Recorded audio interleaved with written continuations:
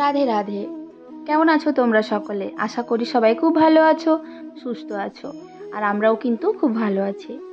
তো আজকের আলোচনার বিষয়বস্তু হলো যে শ্রীমতী রাধারানীর প্রিয় খাবার কোনগুলি, বা উনি কোন ফলগুলি বা ফুল উনি পছন্দ করতেন, বা কোন সবজি উনি পছন্দ করতেন, বা উনি কোন রঙের বস্ত্র পরতে পছন্দ করতেন।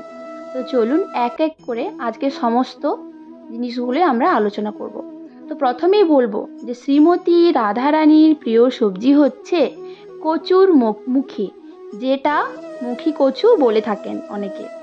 তো তোমরা কচুর মুখির নানা রকমের রেসিপি তৈরি করতে পারো, এবং মিষ্টি কুমড়ো হলো শ্রীমতী রাধারানীর খুবই প্রিয়, তাই মিষ্টি কুমড়োর নানা রকমের রেসিপিও তৈরি করতে পারো। এরপর কিন্তু ফলের দিকে চলে যাব।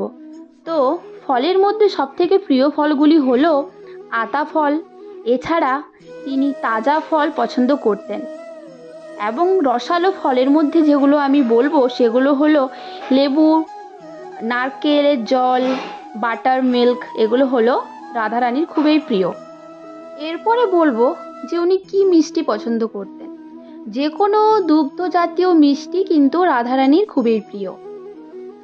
আর তিনি পিঠার মধ্যে সবথেকে প্রিয় পিঠা হলো মালপোয়া আর পাটিসাপটা পিঠা। তিনি এই দুটো পিঠা কিন্তু খেতে ভীষণই ভালোবাসতেন।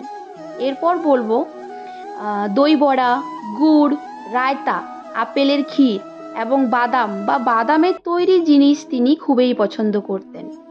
এরপর বলবো রাধারানীর সবথেকে প্রিয় ফুল কি।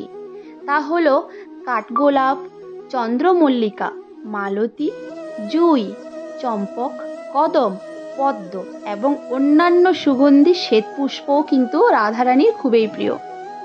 তো আজকের ভিডিওটি তোমাদের কেমন লাগলো অবশ্যই আমাকে কমেন্টে জানিও। সবাই ভালো থেকো, সুস্থ থেকো। সবাইকে বলছি প্রেম সে বলো রাধে রাধে।